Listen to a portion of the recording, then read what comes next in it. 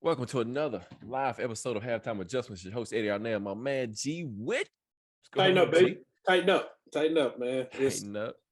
It's getting close. Getting J. Lou will close. be joining us here in just a little bit, man. But welcome back, G Witt, man.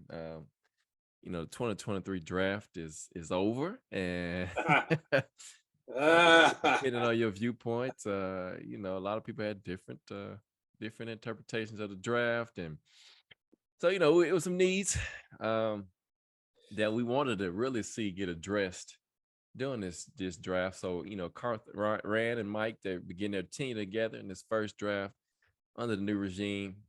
Rand is a big analytics guy, so the background is gonna be a little different from what Yeah. we know or tend to know with the Titans. And so this is new for this organization, the whole analytics department. And so how would that pan out for this 2023 draft? A lot of fans, man, I know you saw it as well as I did, and on social media were upset with the draft results. Some were more pleasant than others. So join us tonight, man, as we get on here. We're gonna give our assessment of the 2023 draft. That's right. And you tell us what you think as well. Get your comments, get your questions in as we talk about the draft tonight, G Witt. So coming in, man, we knew that we needed to add some more pieces to the offensive line. We knew that we needed some receivers. And so G Witt, man, first round, first pick, Peter Skoronski, guard tackle from Northwestern, 6'4", 315. Man, now I'm gonna be honest with you. I like that pick, and that one I give him credit. That was to me. I know a lot of people kind of downplay it, but with having the worst offensive line last year, Right. definitely need to rebuild it. And like I told someone, it doesn't matter who you got back there at running back or who's your quarterback or who your wide receiver is. If you can't block, it doesn't. None of that other stuff does you any good. So Right. yeah, with all the free agent moves that they're doing right now, picking a young offensive lineman who can play both guard and tackle was a smart move. Actually, I know they rated Paris Johnson ahead of him, but actually, I think we got the better pick out of the two. In all honesty, I saw him at the combine and everything. His footwork looks really good, and some of the highlights that I saw him as well. He's got a really strong base. Saw one play where he actually got pushed back a few steps and then he just locked it down and kept the guy from coming in. His only drawback from what they say, is short arms. But he brought up a good point about that. He said my whole thing has always been about technique, and he said technique. He said that's why I've had to compensate for that short arms and everything. Just use some good technique. He said and that's my strength is that I use really good technique. So he comes from good bloodlines. His grandfather was an All-Pro offensive lineman for the Packers. So you look at it from that standpoint, man. He's got good genes. He got good strength. I think they hit it out of the park with that one. Yeah, and I liked him too. His RAS score was a 9.3 out of 10, so that's pretty good. He was number 11 in that regards as far as tackles go. And so 34 and a half inch vertical, explosive. That's what that tells you. 1.75 in a 10-yard split. So you like the fact that he can get off the ball and get downfield, right? So a lineman shouldn't be more than 10 yards as far as explosive, right? The first few Right. steps. And so Right. so that's good. Great punch, 30 reps on the bench. And like you said, that the only knock is the 32 and fourth inch arm length. Aggressive run blocker. Yeah. And it probably at this point, we'll see what translates as far as training camp, because he could play guard, he could stay outside. But again, I agree with you, man. A great pick. It wasn't a sexy pick. It was a good pick. It was a safe pick, and it was something needed to be addressed. Yeah. Now, I know as we go on to this next pick, which we'll get into a deep discussion, but a lot of people upset. I didn't want Will Levis. I know we had talked about it extensively. And we all agree that we didn't think we would need him on this football team, but they saw so many, right? So let's just get this out of the way, man. He's got the tools. He's got the physical tools that you want in a young quarterback. Yeah. The problem is, number one, his decision making, and number two is his health. So G Witt, talk to me about Will Levis and the fact that we traded up and gave up a third rounder for next year to get this quarterback in the second round. Well, I'm just going to say this, and this is the only logical explanation I got for it. That was a coach's move. One of them coaches saw him, saw his potential, and they are, and to me, they're saying that we could get the best out of him. Hmm. You know, especially if they plan on running like I said, a better offense than the one who was here before he that shall not be named. So my thing is, if they're running a better offense, they're going to do a lot more play action and everything. He might be okay, but there's a lot of work there. This is the second year in a row we've drafted a quarterback that's essentially as a project. Let's just be real about it. Yeah, he has a lot of tools, good size, good arm strength, and everything. But as we saw in some of the clips, he stares down his receivers a lot. He doesn't get off his first read. So those are going to be some issues that we're going to deal with. And trust me when I say we're going to see all of that in the preseason. We're going to see all of that in the preseason when he gets out there and plays, because I guarantee you he's going to do that. And they're going to have to figure out a way to get him to break that habit. And that's a hard habit to break when you've been doing it for like 2 years. Right. So we'll see how that goes. Again, he has the intangibles. He has the arm strength. He has the ability to run and get out the way. It's just his decision making is going to be a problem. And like you said, his health. Even though he's saying that the toe is fine and he's good and everything, but still, he's been hurt quite a bit, even down there in Kentucky. So he one of the things you got to teach him also is learning how to protect himself. That's going to be one of the things he's going to do, because right now, where he played in Kentucky, he would hang in that pocket, he would take those hits, and he's got to learn how to protect himself when he gets to this level. So yeah, I'm not extremely happy with the pick, but he's here now, so we got to hope the coaches do the job. That's the only thing you can say about that. Man, welcome Jay Lou to the show, man. Hey, Lou. We're on Mr. Will Levis, man. So I know I hate to catch a cold on coming on the show, but give us your assessment. Man. Come on. Right, I know, man. I gotta tee it up for him. So give us your assessment of the Will Levis pick. So first of all, I'm glad to be here, gentlemen. Will Levis. I say it's interesting of the four. Put it this way. I told y'all the entire time that we know they're not sold on Malik. We know that. Right. Mm-hmm. I personally still don't think Tannehill start in week 1, but that's a whole different conversation. But I think the thing with, I feel like, and G Wit, I think you'll appreciate this comment. I think it's much cheaper to keep picking a quarterback every year now that the salary cap and everything has changed and the rookie scale wage than it was when Sam Bradford came out and got the big deals. Oh yeah, absolutely. I was shocked. I'll tell you this: I was shocked because I really thought that if they got C.J. Stroud, of course, they would have went up to number 3. Right. They obviously feel confident in Will because they traded up in the second round to get him and gave up some capital next year that we don't really have. But you wasn't confident enough to give him that extra fifth year option if he would have been the first round quarterback. Right. I will say, I think, just going back and researching and looking at him from Thursday on, you got to take the 22 season with a grain of salt, kind of really go back and look at that 21 season. And Right. I don't remember which pundit has said it during the whole draft season, but he's actually coming in, if you go back, and he's probably more pro ready than a couple of the other quarterbacks that are playing. And given what they like to do at Kentucky, especially in 2021, where he probably would have went high if he could come out then, it'll translate to the game. I mean, he really comes in and be a younger Tannehill and cheaper, if that makes sense. So It does. I think you'll see. Now again, I think Vrabel and Rand gave everybody the smoke signal talks all weekend long. The press conferences, because I think they move on from Tannehill, but I think you still find another veteran if you want that to be your backup. Because you at this point, you got another good quarterback class supposedly next year. I'm all about throwing them out there and let's see what you got instead of waiting on down the line, especially since you don't have that extra 5th year with him not being a first rounder.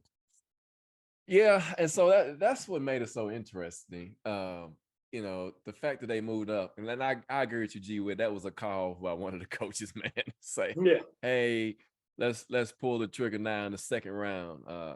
Since he's available, right?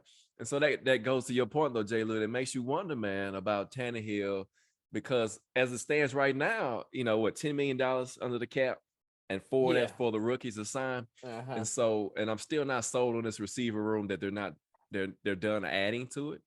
And then to your point about next year's draft capital, now you have a 1, a 2, a 4, and 2 7s. And so something's gonna have to happen somewhere, whether it's with the money or the draft capital to kind of improve either one of them. So yeah, my assessment on, like we said, of course he's got the tangibles, like we mentioned, man. But if you look at those 2 seasons, he is another good point, J. Lou. He is probably the most rated as far as pro style offense. It's because they ran a lot of that at Kentucky, and so we'll see, man. We'll see what happens. We've been talking all week since the draft happened, especially that it's going to be an interesting training camp this year. It's just one of them things, man. And I understand your point about Tanny, but in all honesty, I just don't see them throwing Levis out there just to see what he got. I just don't see the logic in that. Yeah. It's going, like I said, it's going to be pretty interesting. Of course, they've lost the confidence in Malik. Whether that's fair or not, we can argue that all day. But he'll have his opportunity in training camp, right? Just like Will, and we'll see what happens. I mean, that's what Vrabel said. That's right. Week 2 and Levis is 3. Right. So we'll see. And so that's what Rodney was asking. Why did they even pick him if they, And so we think that's what it is, right? Is that somebody wanted him and they gave him and said, okay, well, let's get him. At that point in time, which I thought they should have got a receiver, but go ahead, Jay Lou. And again, I think that's you got a brand new GM, and Vrabel's in essence starting over with a collaborator now. Right. So the GM wants his quarterback. Now, again, if they ride out with Tannehill, either way that went, I think this is the last season you see Tannehill and Derrick Henry based off some moves. So, and it just goes to show that would you rather take your chances next year with a rookie QB and have to start them, or do you want to grab the rookie now and possibly sit him behind Tannehill, get him developed? Because literally, if we're being honest, if Malik would have developed, you never see that move in the first place. Right. So I think they're just running that same play over again and hoping that it hits this time. And so let's get this out there since we're bringing up Malik. So we kind of talked about this a little bit. We can go in a little bit more detail tonight, though. So do you think this was the time where Vrabel was like, hey, these were J-Rob's draft picks. I don't have any loyalty to these guys at this point. And say, hey, man, I'm all in. Whatever y'all want to do, get these guys replaced. I personally think that. I think Vrabel has more say than they probably let on. Yeah. And I 100% think about it. Last year they drafted running back, quarterback in the exact same rounds that they kind of did this year. Maybe flipped them. So I Malik in the third. Yeah.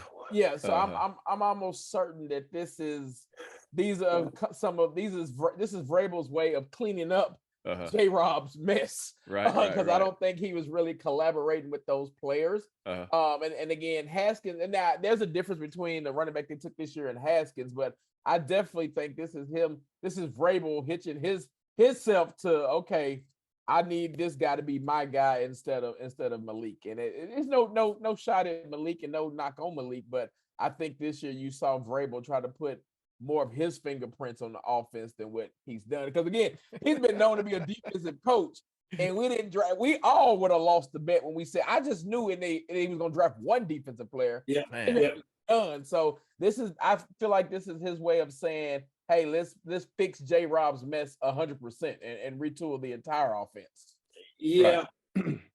Yeah, I agree with you on that. And in all honesty, I would say this, and just to be totally honest, I think I said it, Malik would have a chance this offseason, but really you knew they lost confidence in him at the Dallas game. Yes. There's no way you bring a guy off the street for a week and start ahead. That's right.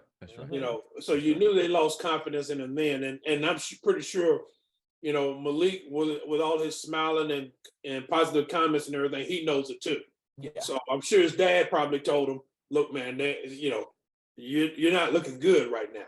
So That's why I said it's going to be an interesting camp to see what happens, because I think Malik is going to put every effort to try to win back Oh yeah, he a should. bit of a status. Yeah, yeah. In all honesty, you could tell. I think Vrabel is probably pretty well done with that. I'm like you. I think he's trying to redo some of the mistakes that J. Rob made, Mhm. and if the players did not perform last year, chances are they're going to be on the bottom of the depth chart, if at all, But I when the season starts. we talk about camp being interesting.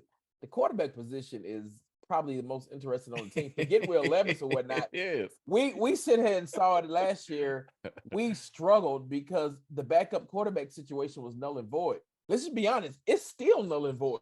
Yeah, Because At this point, yeah. you don't have a veteran. You're going on Malik, who is not ready, and the rookie Will Levis. So that to me, I again, as Vrabel so eloquently put it, that the roster that you saw today ain't gonna be the Not one we the see. same. yeah, that's true.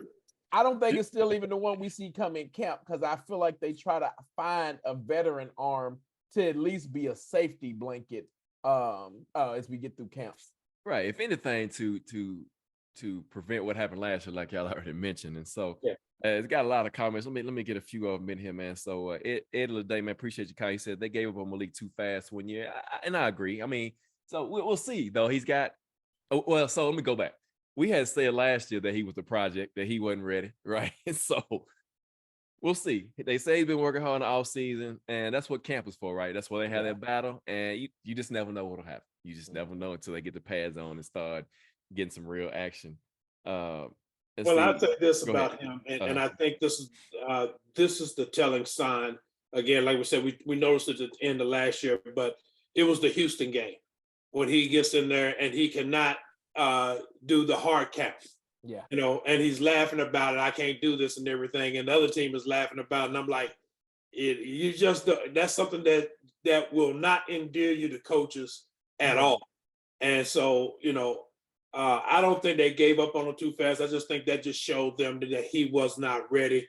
And they don't, at best, what you're talking about with him, he's going to be a backup in the league somewhere, or they might use him in another, like I said, a slash position or whatever the case may be. And the same thing can hold well for Will Levis too. For the most part, I would say going into the draft, I looked at him no more as really being a good backup. So unless these coaches can figure out something better, I'm not sure what's going to happen with him. Yeah, it's going to be pretty interesting, like we said. Dion says they tried to trade back in the first round, but could get a partner. And that was the rumor that they were talked about. They tried to get back in the first round. And so, with that fifth-year option too, J. Lou, if Will is a hit, if he does hit and he does play up to his potential, then yeah, that's going to come in to play, not on a good way for us. Yeah. And so let's go on to the third round, guys, because there's another interesting pickup. Nobody thought, well, lost us anyway, thought they would get a running back this early, especially a running back that's got a history of knee issues. Kind of, it almost made you think about J. Rob a little bit. And so round 3, Tyjae Spears, 5'10", 201 running back out of Tulane. Now, he's got some pretty interesting stats. He was the Cotton Bowl MVP when they beat USC, had 205 yards rushing. Of course, he had the ACL injury in 2020 and then came back following that with 863 yards and 9 touchdowns. But man, J. Lou, another potentially injury-prone player. Thought we got out of that. Yes. So, 39-inch vertical, 10-foot broad jump. So he's got some explosiveness. Pretty good size. But J. Lou, talk about Tyjae Spears, man. Yeah, he is the new Dontrell Hillard. And again, they tried to go young, and he's a scat back. He's everything that 3 years ago, Darrison Evans, they wanted him supposed to be, right? Yeah, it was supposed to be. So, this probably signals that you're not bringing Hillard back. I think he has some experience when I was looking at his stats, some experience in the return game as well. Mm-hmm. Let's just be honest, we haven't found the return in the last 5 years, I feel like. So maybe he's trying to get lucky on one. But I think so. Let's just think about it and just hear me out, because I know G Witt, I'm not saying they're gonna trade the king, but just hear me out. Our GM just came from the 49ers. Outside of them trading this year for McCaffrey, how has that running back room been? They've had a running back who can By get between committee. the tackles by committee. One that can get through the tackle, one that can get through between the tackles, a Yeah. scat back, and then a receiving back. And I think that's what, to me, that this draft pick was getting us prepared. And I say us, I mean Titans fans. This is probably Derrick Henry's last year financially. Yeah. And if you look at it, I think this is preparing us to overhaul the offense somewhat, because we've been a run first type offense, run style offense. And again, the 49ers have a phenomenal run game, but they don't have a back that they depend on. I mean, even Debo, I'm waiting on Rand to find our Debo in wide receiver, because They know said it's this coming. guy might be the Debo for us, Yeah, right? so here. it's coming. So I think this pick was one of those to start preparing the roster for 2024 to make some of those changes and to continue to philosophically change the way we know the offense as it is today. So again, I thought it was kind of high, especially Yes. when we knew. I felt like not running back. I felt like wide receiver was definitely one you could have went. And I'll be honest, I really thought cornerback or linebacker we've talked about was something you'd go in the third round, because again, the third round is somebody who's probably going to be starting day one on Sunday. So I think if he has a good, I mean, the tape on him is good, and he had a very Outstanding good film. Tulane. So he's somebody that could come in and get some playing time right away. But I think this pick was definitely one of those to start the shift change from what we see as an offense.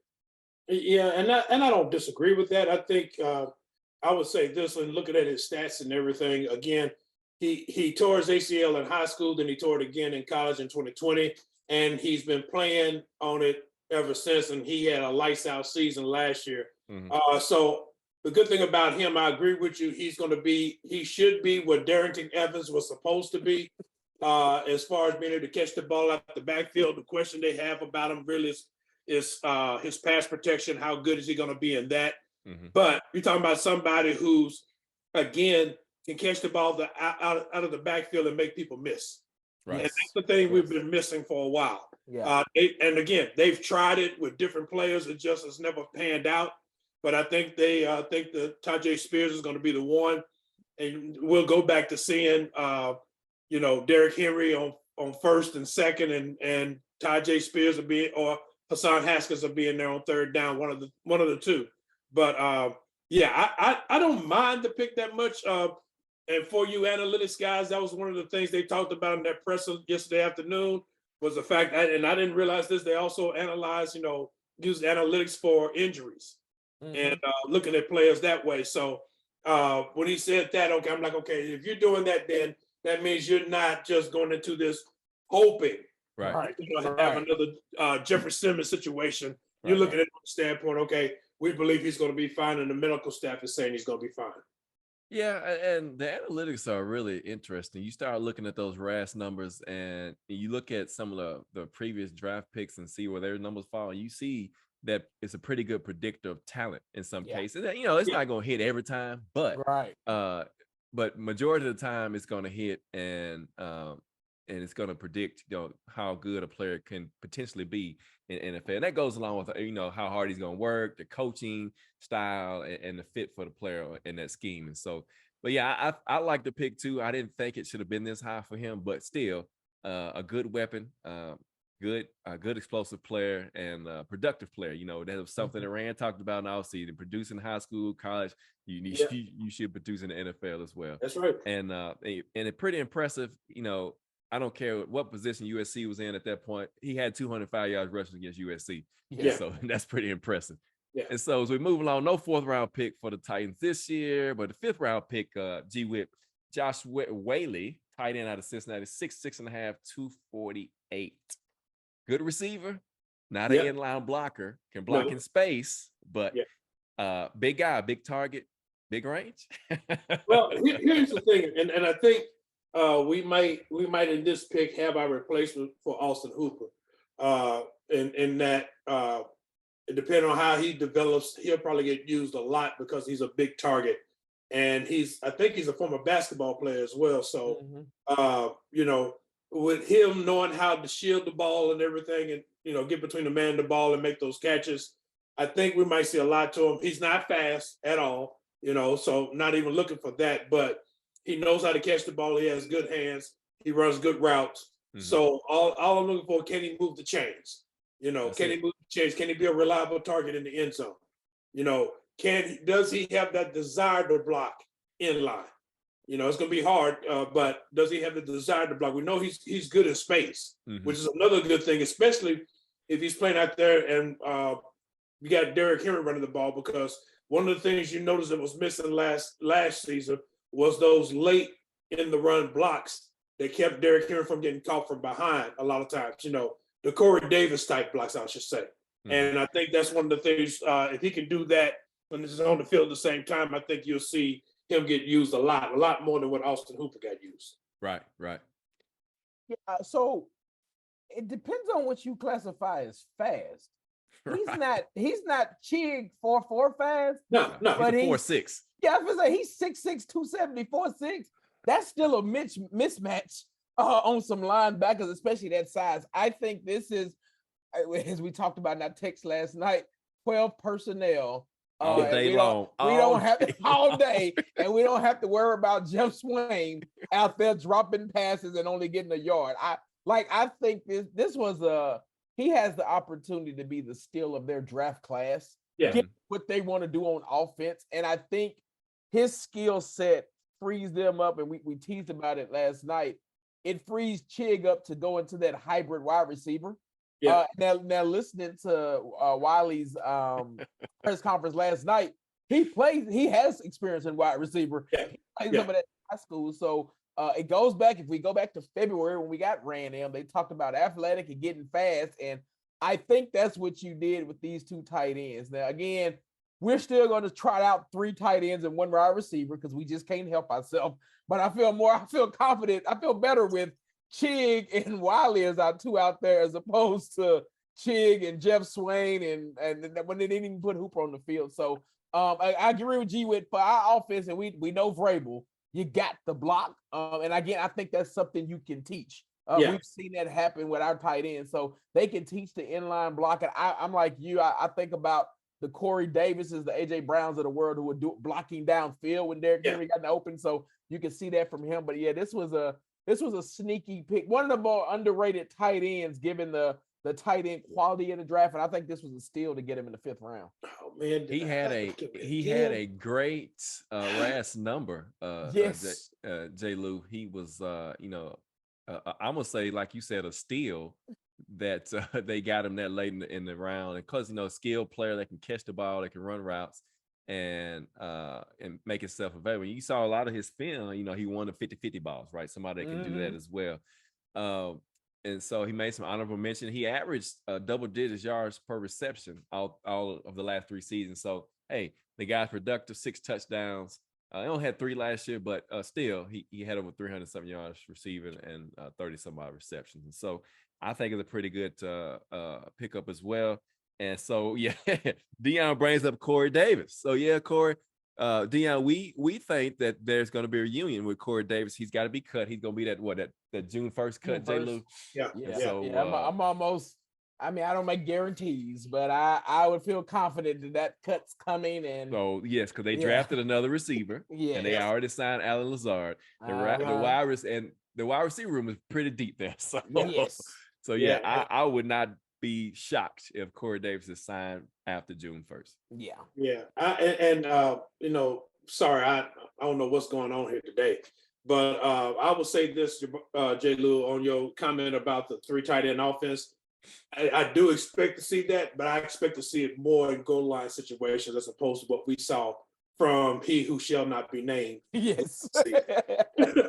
So you mean to say we ain't got to worry about it trotting out there on the 50-yard line? Right. That's what I'm saying. And we don't have to worry about number 87 split out in the 5-wide package. Yes.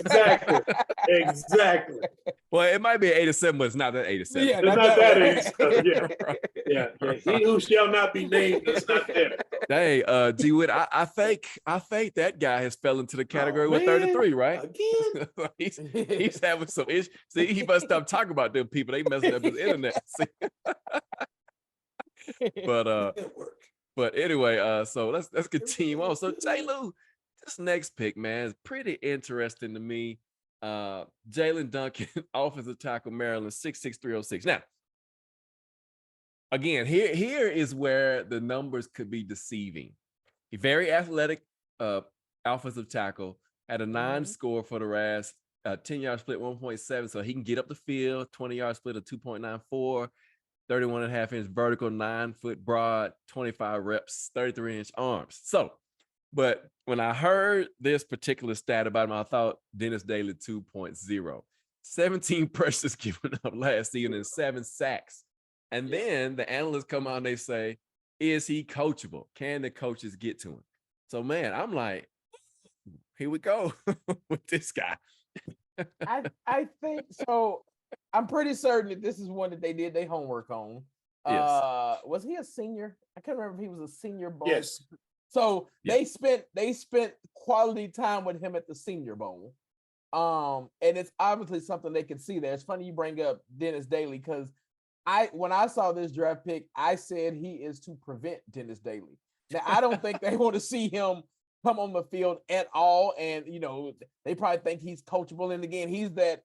I believe every lineman we drafted is a swing lineman. They can go tackle our guard. That's right. If he can play both. Right. So That's right. I think they want to get him in. Again, we're young. The offensive line unit is a young unit. So young. Period, across the board. And you even got a new offensive line coach who's a young guy in himself. So I think this is when they bring him in, and I don't mind a project offensive lineman in the 6th round if it can help you prevent what we went through last year from that standpoint. And I still think they might add, and I know they added one at least from undrafted one, another tackle. But I think this is a pick to where you're not going to see this was a pick to say we're not putting ourselves in a position again this year where we got to trot out a Dennis Daly. Absolutely. So and give up picks for him and everything too. That's right. Yes. And see, like I said, and G with you was having problems, but this guy is very athletic though. He's got some intangibles that if he could be coached up, he might be another steal, Jay Lou. Yes. I mean, he's a zone scheme guy. Yeah. And so honorable mention All Big Ten in 2020. So he's got some talent, some potential. He's got a good size, and G with, like I said, he just needs to be coached up. And the biggest problem they had with him, they said it was not so much the beginning of the play. Yeah, but the finishing. He had a problem with finishing. That's right. And that's what we're going to see happen in camp with him, is they're going to be pushing him to finish the play. And it's something that, again, I think it's something, if he has a desire to do it, I think we got a winner. Yeah. We got a sneaky pick that's going to help us out in the long run. Again, like you said, Jay Lou, to prevent what happened last year with that offensive line, get our own depth players in here and get them ready to go. And that way we won't be trying to pull somebody off the street who ain't worth a flip and bringing them in and giving up draft picks for him. That's the thing that just kills you about that one. But I think I was worried about that one in all honesty, but after seeing some things on him and reading some things on him, I think if they can coach him up and coach him how to finish, I think we might be okay. Yeah, and to your point though, both of you, good analysts. The offensive line is so young now, and so they're rebuilding. So this is what happened to the defense a couple years ago, guys. Remember, they just overhauled the defense. Now you see the overhaul offense minus the wide receiver, which we'll get to that in just a minute. But you like the depth, and here's another thing. That's a lot of competition. Yeah. Yes. Right now, as you see it, because so Jamarco Jones, hopefully he's healthy this year. We get to see what he's gonna do. You got Corey Levin, and you got him and Brewer going back and forth at center, and then you got Jordan Roos. So you got some guys there that played last year, and there's some potential to have a pretty good offensive line. And I think it was Dion that said earlier is that Rand is building this team from the inside out, and so from starting in the trenches, that you all know it's got to start in the trenches. And I think Jay Lou, to your point, you said earlier, as we go forward, and not probably not this year, but as we transition to 2024 from this style of running, pound and ground, running three yards and cloud of dust, as we transition to that new type of offense, is that then you're gonna see us pick up those skill players, right? You're gonna see us pick up those playmakers that everybody wants us to have, and so.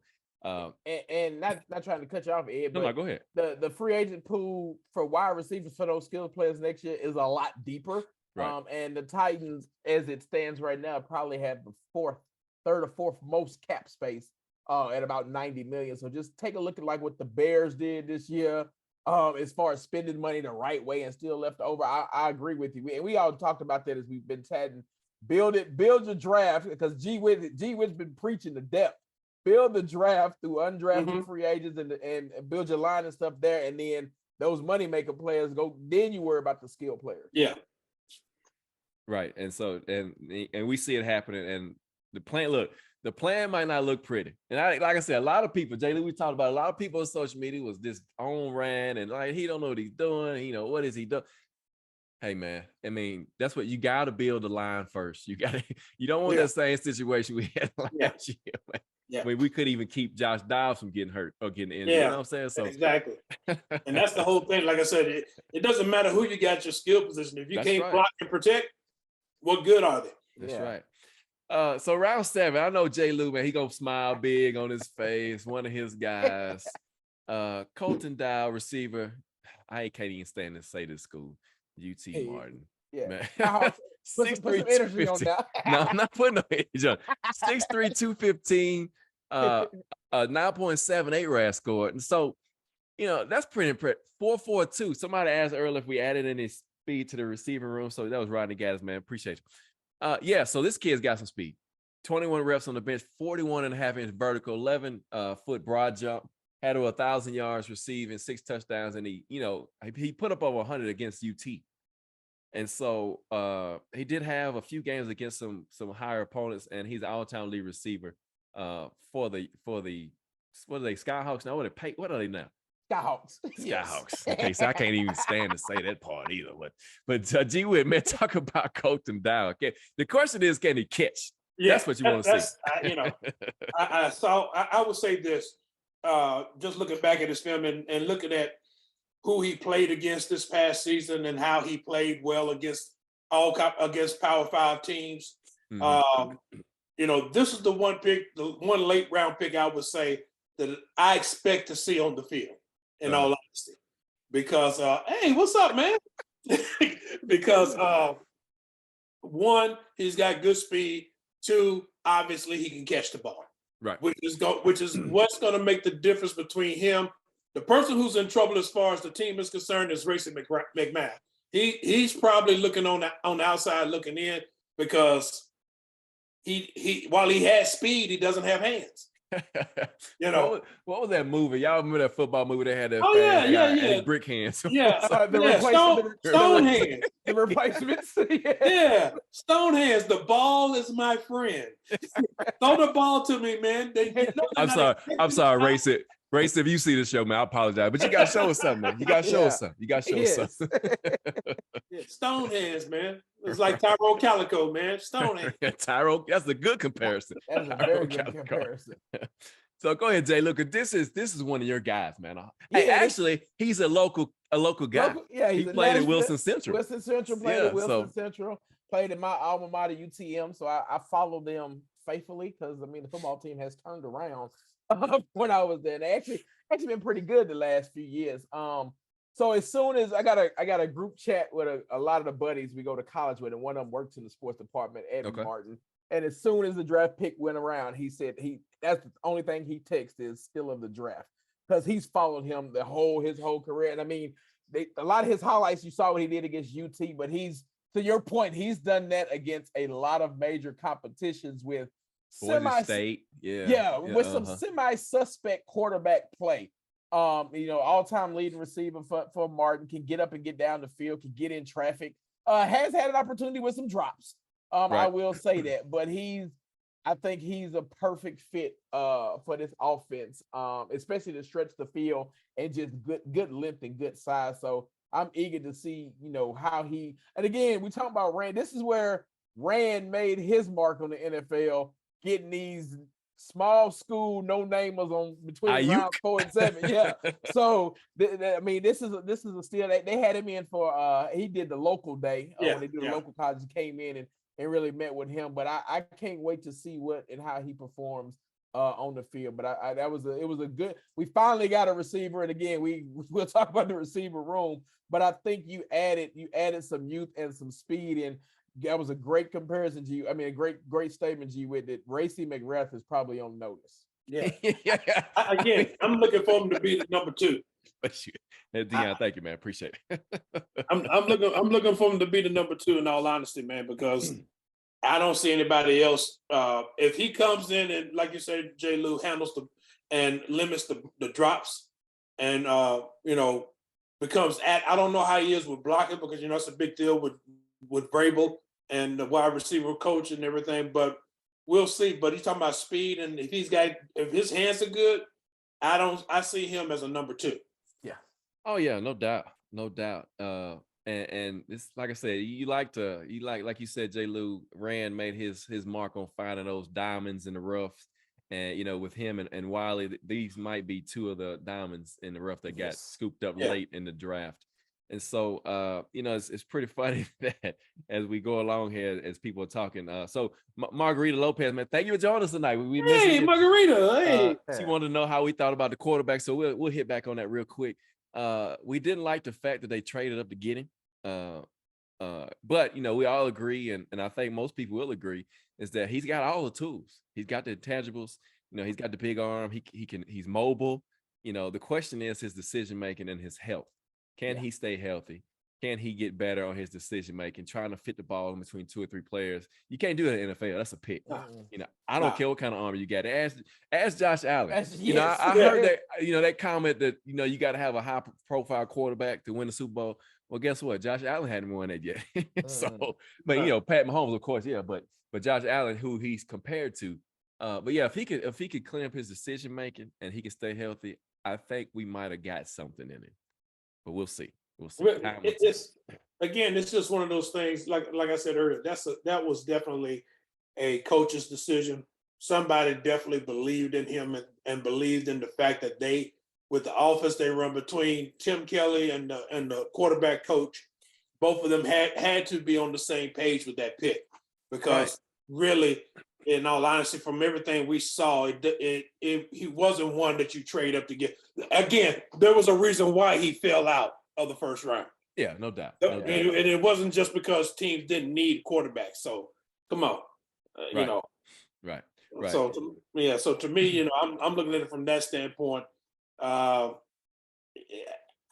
hope he does better than what's been predicted about him.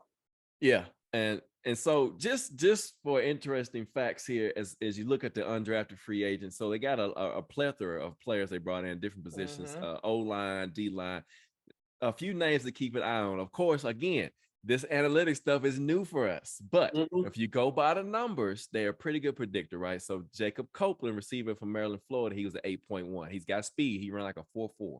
Yeah. Short, though. He's like 5'10", 5'11". Thomas Rush, they got him listed linebacker defensive end from Minnesota. He had over 9. Shaquille Brown, defensive tackle for Troy. He had over 9 point. He had 9.47. So just some people to keep a lookout for. I'm not saying they're gonna make the team, but their intangibles are off the charts for their position. And then this tells you how they feel about the little receiver out of Georgia. They gave him a guaranteed contract already. Yep. As an undrafted free agent. That's correct. Yeah. That is correct. But you're also looking at the standpoint, again, you're looking at guys that can make the team can make it on special teams. That's true. Yes. Remember one of the problems we had last year, and this is one of the problems Vrabel had. We were extremely slow on special teams. Could not get down the field. Yes. So you're talking about guys, they're bringing in here who can run. They may not be able to, like you said, you might have an outside linebacker that may not make the field that in that regard as a starter, but he can play special teams and make tackles. Yeah. And I think Rodney asked that question earlier about, because Ray was mentioned getting faster in offseason. I think if you look at all the players that we got in the draft, all of them are some good 40 times, right? Explosive players. And then even to your point, these undrafted free agents, a lot of them had 4.41 speed, a lot of these skill position guys.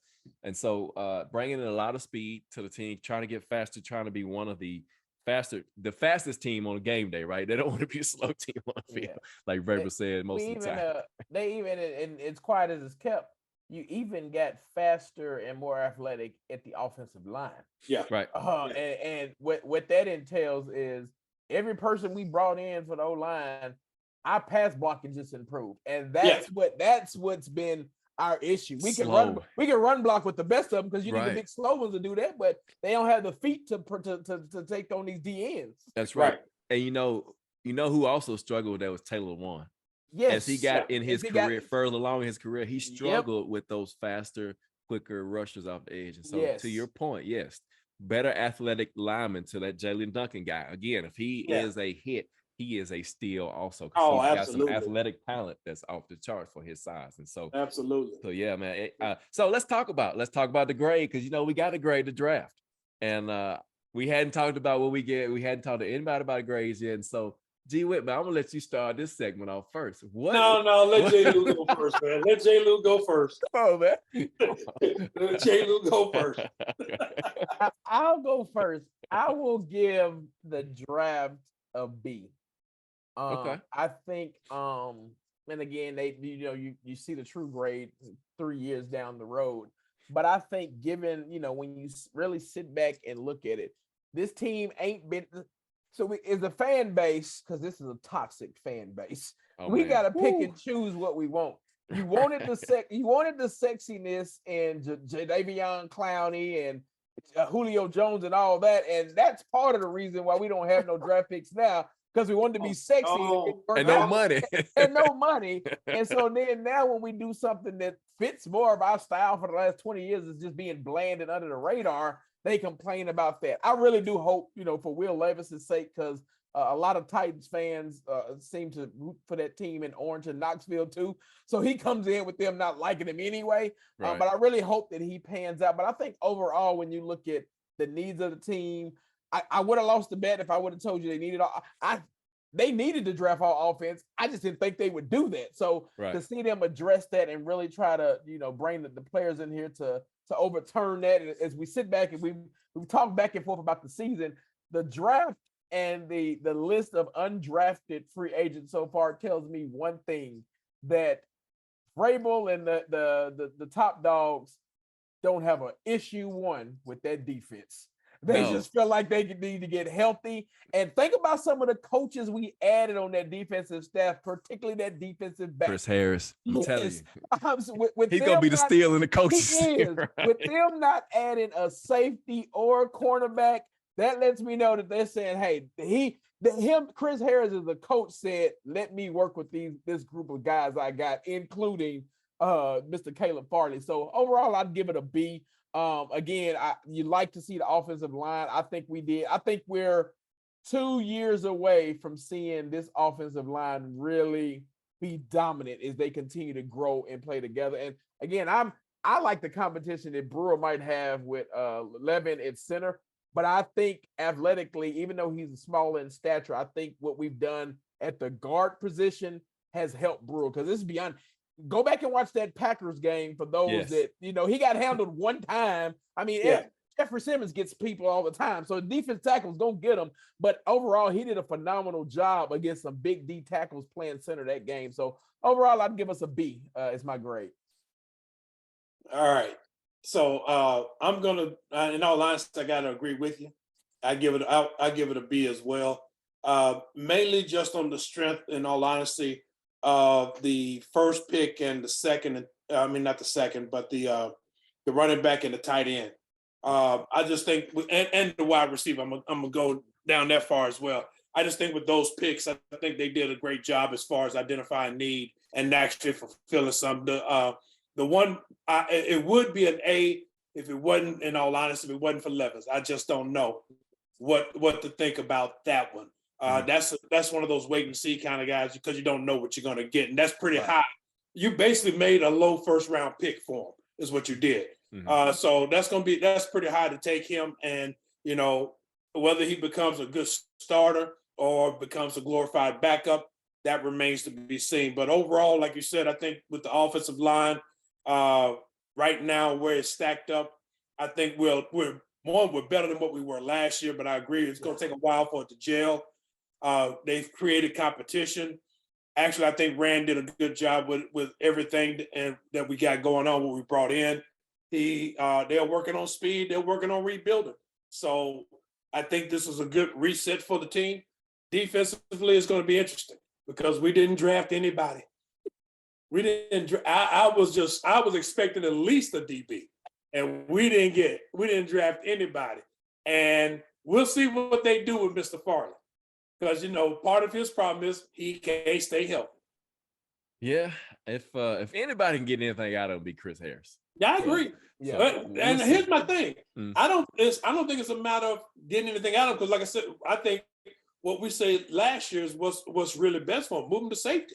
Oh But- yeah, no, I'm with you. But it's just the question is going to be, can he stay healthy? That's the question. Can he stay healthy? And if he can, it might be one of those. Okay, he just had to get healthy, and now we see what his potential was. Right. So yeah, I had him as a B also. I thought maybe they would add another receiver more than they did, but I like what they did to the offensive line. I mean, you look at the offensive line compared to last year. I mean, it's leaps and bounds better at this point than we were doing the draft last season, right? And there's depth. And so if you look at those top echelon teams, the Eagles, the Chiefs, the 49ers, they all, even the Jaguars, how do they rebuilt their offensive line too to protect their quarterback. So you can't run offense without offensive line. You can't stop nobody without a defensive line. And so that's where it all starts up front. And I like the way they added to that. The thing that differentiates the Titans between those teams you named too, outside of the Eagles, because they had their offensive line. The rest of them built it after they got the quarterback. I think about Cincinnati, who's still trying to rebuild.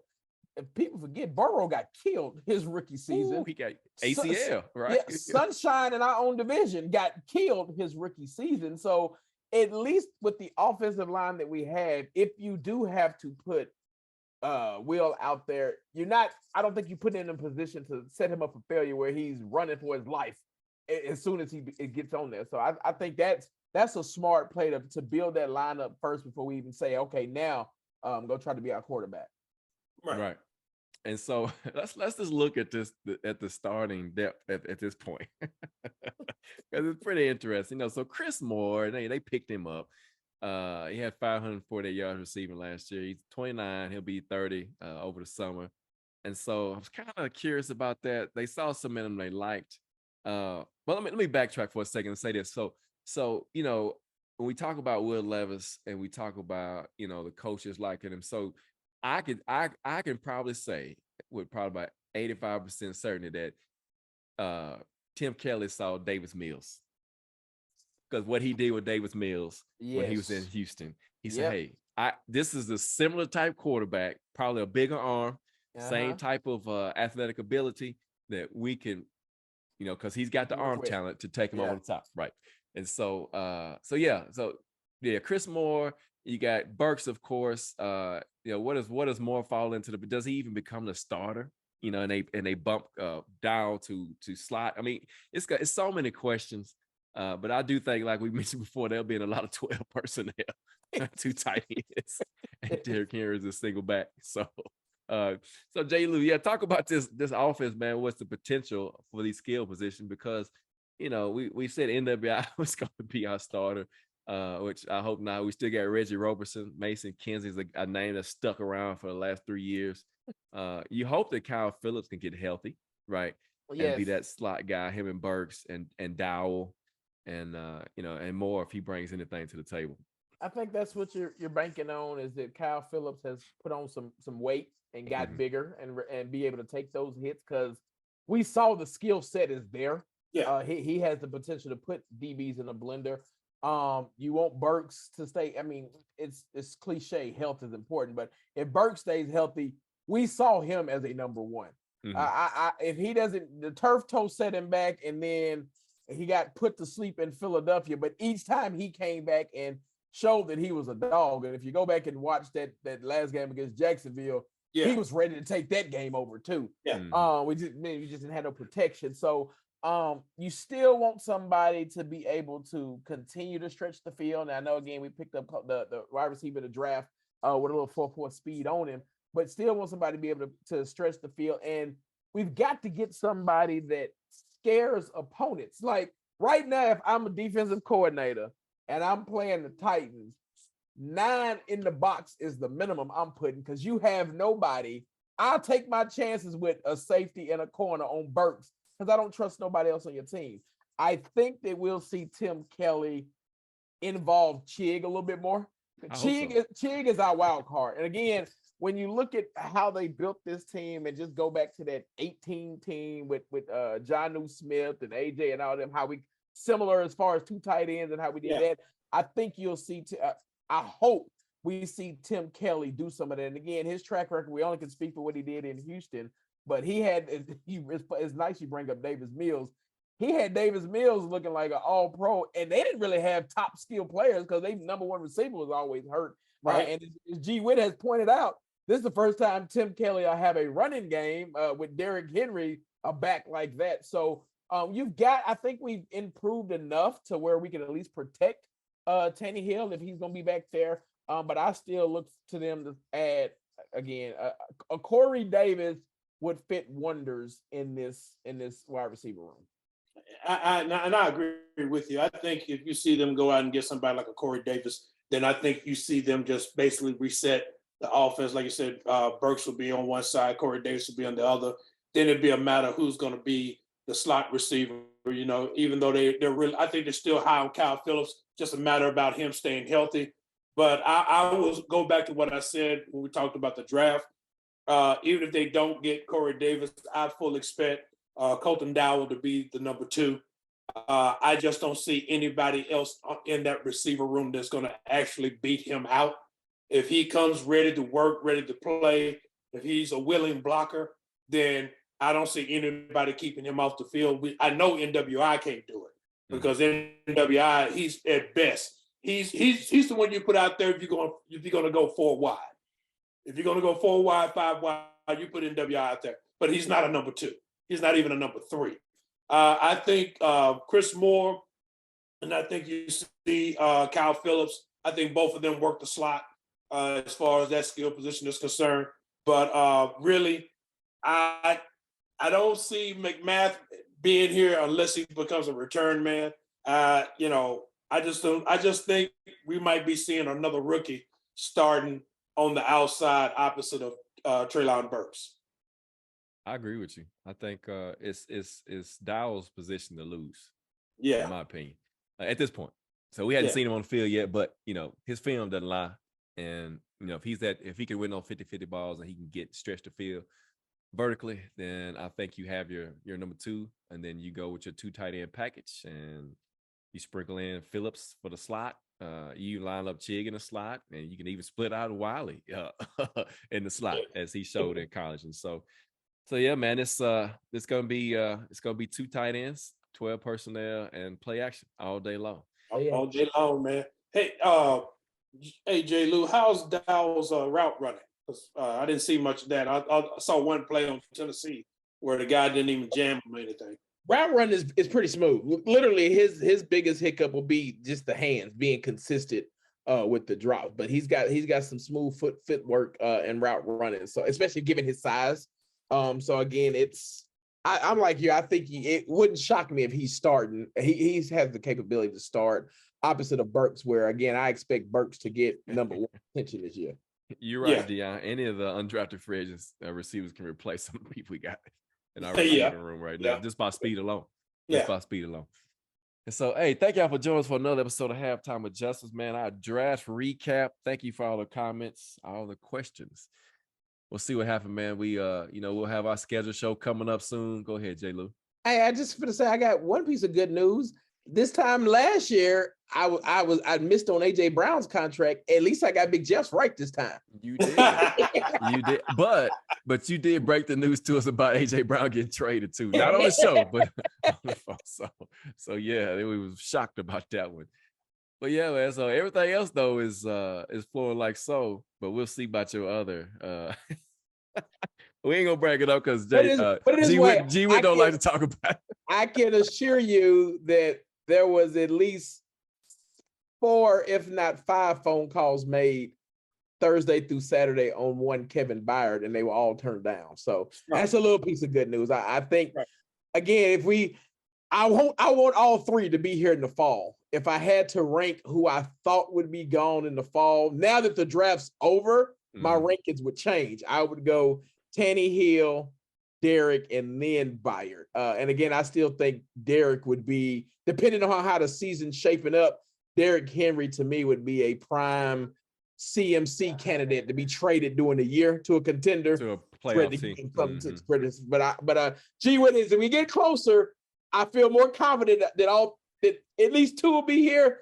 I'm still iffy on Tannehill because that number, it just depends on that number you save is so much. So yeah, no, and again, you understand the business side of it and everything, but I still go back to what I've been saying, and we went back and forth on it. If you're planning on winning, you got to work something out. And I don't know what you can do. I will say this: if a CMC type deal happens, you would know that we're in the trash bin, and they're like, they're going to try to do them a solid. That's the way I see that. But if they feel like we can win and we're in a good place, then I think we're just going to finish out the year. Yeah, and let's just be honest. We got 6 games against rookie quarterbacks, minimum in the division. So Big Jeff is going to eat that. I mean, the defense is good enough to keep us in games. It's just a matter of how Tim Kelly's playing and what they can do to bring us along and put up some points. But you would expect our D-line to only get better if you get hurled back.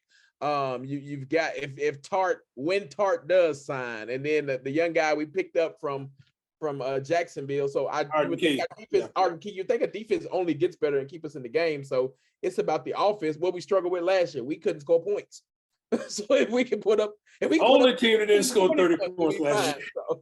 And you had a defense with the number 2 ranked rush defense in NFL, only giving up 20 points a game. Yeah, and you tell me that going into the season that we was just gonna give up 20 points a game against the quarterbacks that we faced during the Green Mile. I'm like, man, shoot, we're gonna win the division. We're gonna be right there. But and couldn't score no points. The wheels fell off of that bad boy. The wheels fell off big time. So. And that's the thing. That's the one thing that I'm worried. The past 2 years got me gun shy, man, because I've never seen anything like it on a team. Yeah. I saw Jacksonville go through a string of bad luck, but it wasn't injuries. No, it was field stuff. Yes. But I've never seen a team go through the injury bug like we have. So here's something interesting too before we hop off here that I saw today. Social media. So one of our draftees that we just drafted this year was on a spokesman for playing on grass field. Grass, yeah, our quarterback. Yeah. Like I'm happy to be going to a place where they have grass. This is before the draft, right? So that's gonna be pretty interesting to see what he thinks about that as if and when he becomes the starter of Tennessee Titans. No grass no more. That's it, man. You're done. No, you're done. We got that turf, but hopefully that'll help. That's all I got to say. They say it's that new style turf is more similar to grass than anything else. It's the exact same replica they got in the bubble. They've had the bubble for a year. Remember, that's what Molden hurt his foot in the bubble. True. Yeah. So all I'm saying is, man, we have been snake bit for 2 years solid. It's the craziest thing I've ever seen. It's time to come out of that funk. Yeah. It's time. Well, I'll say this.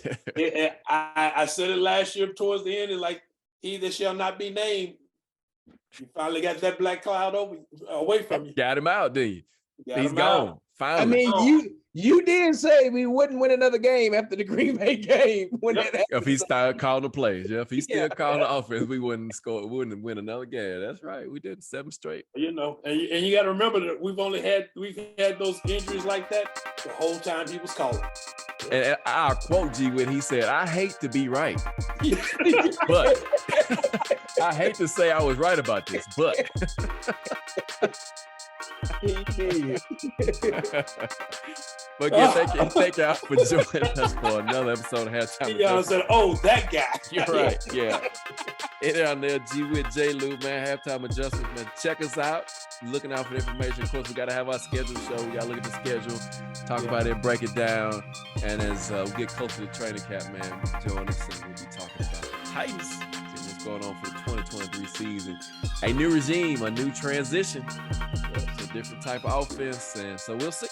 We'll see what happens. But again, thank you for joining us, man. We'll see y'all next time. We are halftime adjustments. We're out of here, man. Peace. Peace. Peace.